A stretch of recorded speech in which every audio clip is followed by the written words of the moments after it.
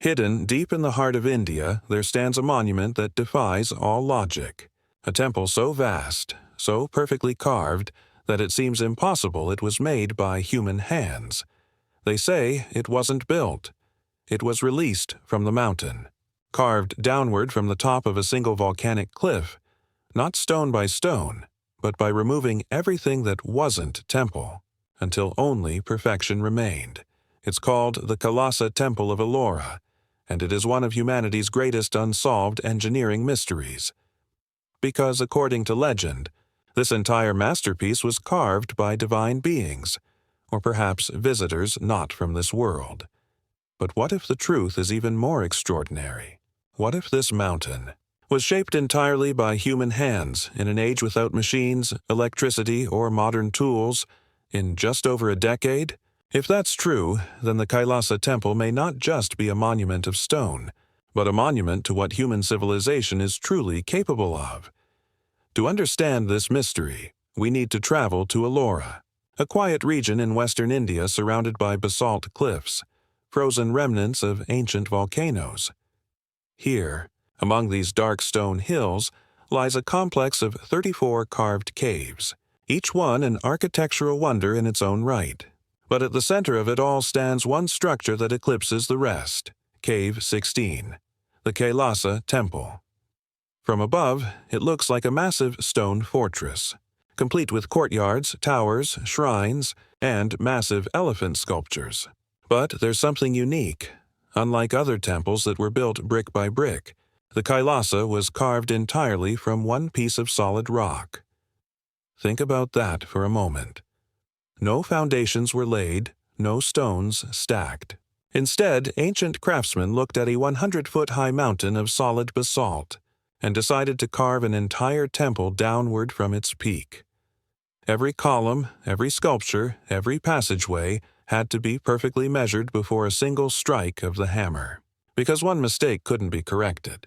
You couldn't add stone, you could only remove it. And yet, when you walk through its gates today, you find a temple so detailed, so mathematically flawless, that even modern architects stand in disbelief. For centuries, people refuse to believe humans could have made it. According to local legends, it was built overnight by the divine powers of Lord Shiva himself. One ancient tale says that a queen once fell gravely ill, and her husband, the king, prayed to Lord Shiva for her life.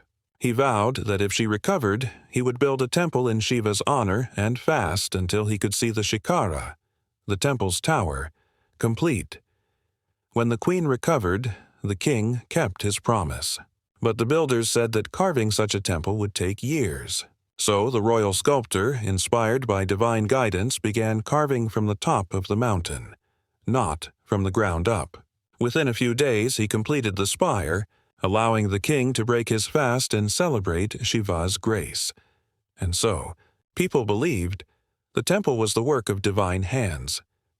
As centuries passed, the legend only grew.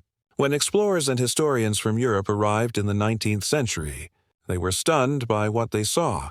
They had never witnessed anything like it.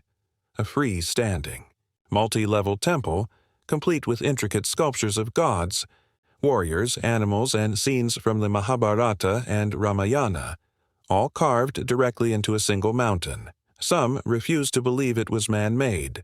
They proposed theories that it was created by gods, or even ancient aliens. After all, how could people over 200 years ago remove more than 200,000 tons of stone with primitive tools? How did they achieve such precision without modern measurements, without machinery, cranes, or even iron drills? Even today, geologists admit, the scale of the excavation is almost impossible to imagine. But new archaeological discoveries tell a different story. A story not of aliens, but of ancestors.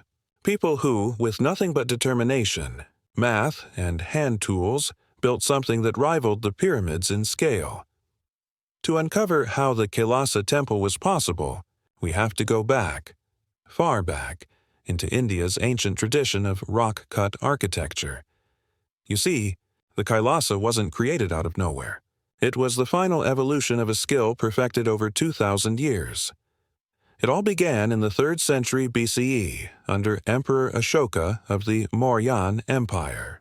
He commissioned the Barabar caves, carved into solid granite for the Ajivika monks. Inside those caves, the walls are so smooth they reflect light like glass. Their curved ceilings amplify sound, creating a natural echo chamber that fills with vibration when chants are recited. Even today, no one can perfectly replicate that level of polish. Then, between the 2nd century BCE and the 1st century CE, the Ajanta caves were built. Vast, decorated halls filled with paintings and sculptures of Buddha's life. Centuries later came the Elephanta Caves, near modern-day Mumbai, carved during the Gupta period, filled with grand Shiva sculptures that seem alive with energy. By the 7th century CE, the Pallava dynasty in southern India took this art to a new level, carving not just caves, but entire temples from rock, like the famous Pancharathas at Mahabalipuram. And finally, by the 8th century CE, this art form reached its pinnacle, with the creation of the Kailasa Temple at Ellora. It was the last and greatest chapter in a 2,000-year tradition of carving mountains into monuments. The mid-8th century, India was ruled by powerful empires. One of them was the Rashtrakuta dynasty, whose kingdom stretched across much of western and central India. Its second ruler, King Krishna III, was known as a bold warrior and a patron of art. When archaeologists uncovered copperplate inscriptions in Baroda, they found something astonishing. They clearly stated that King Krishnaraja had commissioned the Kailasa Temple at Ellora. It meant this temple wasn't just a myth. It had a royal origin. But this led to an even greater mystery. Krishna I ruled for only 18 years.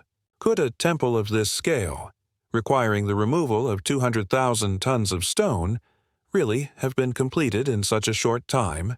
That's where the great debate began.